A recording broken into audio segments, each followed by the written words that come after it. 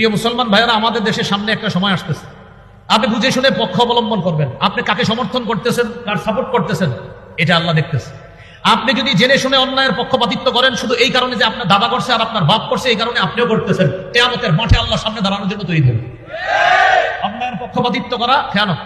সূরা নিসা 103 নম্বর আয়াতে আল্লাহ বলেন, ওয়ালা তাকুন লিল খাইনিনা খাসিমা, নবী খেয়ানতকারীদের পক্ষ অবলম্বনকারী আপনি হবেন না।